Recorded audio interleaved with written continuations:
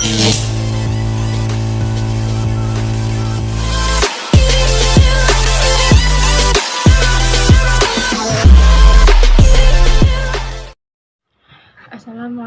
warahmatullahi wabarakatuh. Perkenalkan, nama saya Alba Lisania. Saya dari kelas 5 BM 1R.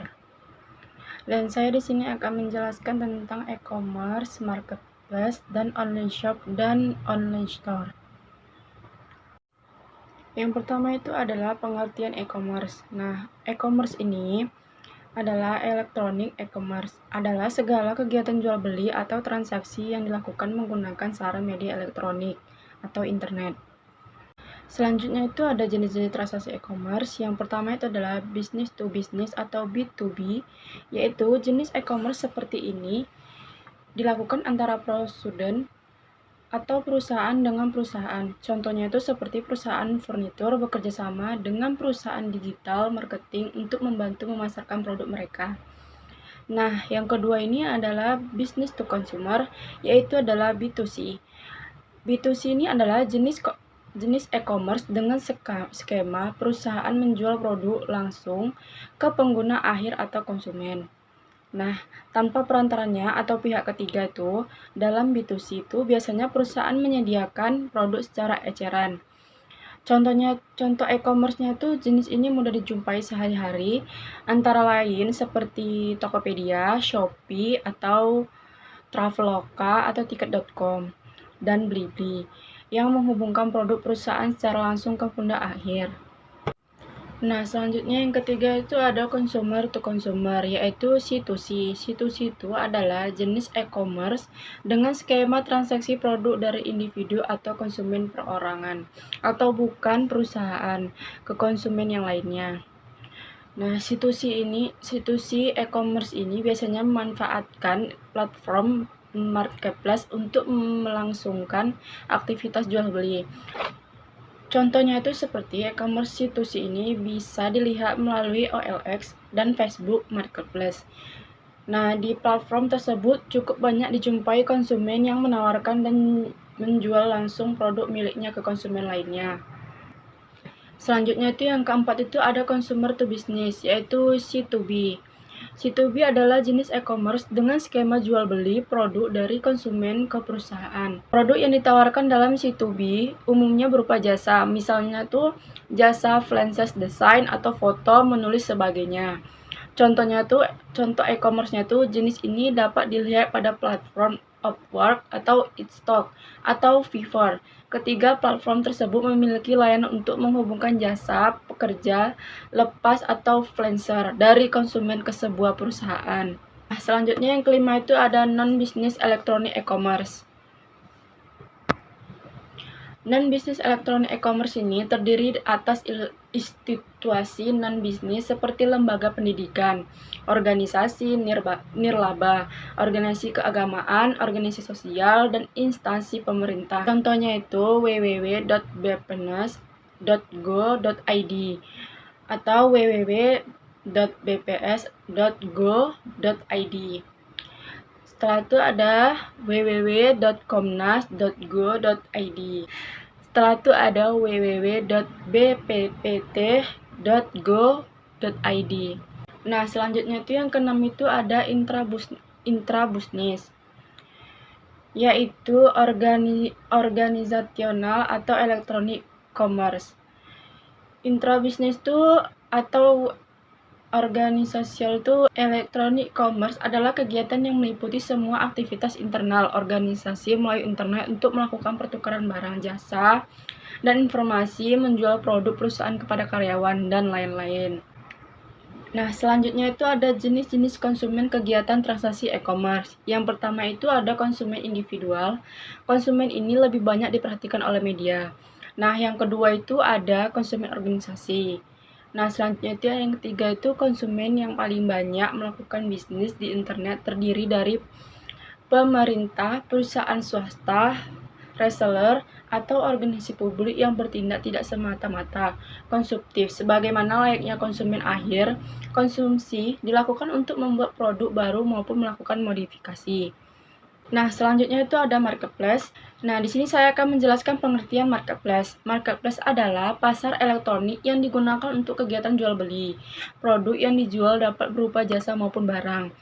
Nah, marketplace memiliki 3 aspek, yaitu B2B atau business to business dan B2C atau business to consumer, dan C2C customer dan customer.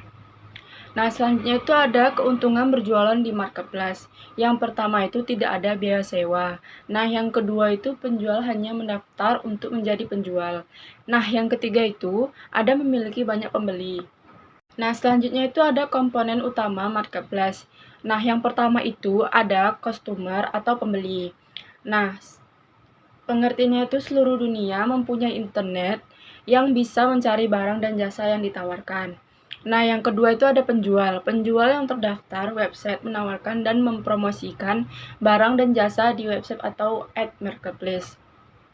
Nah, yang ketiga itu ada produk dan jasa. Marketplace dan marketplace memiliki perbedaan. Marketplace manual, produk digital, bisa ditransformasi ke format digital dan diberikan melalui internet. Marketplace kemungkinan banyak produk dan jasanya. Nah, yang keempat itu ada infrastruktur. Itu meliputi jaringan elektronik, hardware, dan software, dan lain-lainnya. Selanjutnya itu yang kelima itu ada front end. Nah, customer berinteraksi dengan marketplace melalui front end, meliputi pintu penjual atau katalog elektronik dan shopping cart. Nah, yang keenam itu ada back end. Back end ini semua yang berhubungan dengan agregasi pesanan dan pemenuhan, manajemen persediaan, pembelian, dan supplier, atau proses keuangan dinamakan back end dari sebuah bisnis. Nah, yang ketujuh itu adalah perantara. Perantara membantu pembeli untuk mencocokkan dan penjual menyediakan jasa infrastruktur dan membantu customer dalam menyelesaikan transaksi. Nah, selanjutnya yang ke-8 itu ada partner bisnis lainnya. Partner bisnis lainnya itu pengiriman yang berkolaborasi melalui internet dan partner lainnya yang berkaitan dengan supply chain. Nah, selanjutnya itu ada online shop. Online shop itu pengertiannya yaitu online shop adalah salah satu alternatif bisa berdagang masa depan yang menjanjikan. Namun juga berisiko apabila bisnis yang menjalankan kurang begitu bijak dan pintar dalam mencari peluang serta inovasi terbaru dalam memasarkan produknya. Nah, ada juga manfaatnya online shop ini. Yang pertama itu adalah pengalaman belanja menjadi mudah dan praktis. Yang kedua itu ada bisa membeli produk maupun barang dari tempat yang jauh. Nah, yang ketiga itu dapat dengan mudah memperbandingkan harga barang. Nah, yang keempat itu ada juga kesempatan mendapatkan promo jauh lebih besar. Nah, selanjutnya itu ada kelebihan online shopnya itu. Yang pertama itu privasi konsumen lebih berjaga. Yang kedua itu ada stok barang jauh lebih banyak. Yang ketiga itu adalah perbedaan jarak bukan masalah. Selanjutnya itu ada kekurangan online shopnya itu. Yang pertama itu ada risiko keamanan yang perlu pertimbangkan. Yang kedua itu ada barang yang dipesan tidak sesuai display. Yang ketiga itu ada pengiriman yang lambat. Nah, setelah itu saya akan menjelaskan tentang online store. Online store itu dalam penerapannya berarti sebuah toko yang menjual berbagai macam jenis barang yang jumlahnya cukup banyak. Nah, skalanya itu bisa kecil atau besar. Namun pada umumnya istilah store digunakan untuk toko dengan skala yang cukup besar. Nah, yang pastinya barang yang dijual pada toko tersebut memiliki jenis yang beragam dan tidak hanya satu produk saja. Misalkannya itu sebuah online store menjual baju, celana, tas, kaos, jilbab, dan aksesoris. Nah, selanjutnya itu yang terakhir itu ada perbedaan e-commerce, marketplace, dan online shop. Nah, e-commerce merupakan website yang digunakan untuk menjual produk dari pemilik website. Kemudian, marketplace sebagai penyediaan website online yang bertindak sebagai perantara penjual beli. Sedangkan online shop adalah bisnis yang fokus melakukan penjualan di media sosial seperti Facebook dan Instagram. Selanjutnya itu ada juga perbedaan antara online shop dan online store. Meskipun memiliki arti yang sama, namun istilah shop dan store memiliki pengguna yang ditunjukkan untuk dua buah hal yang berbeda.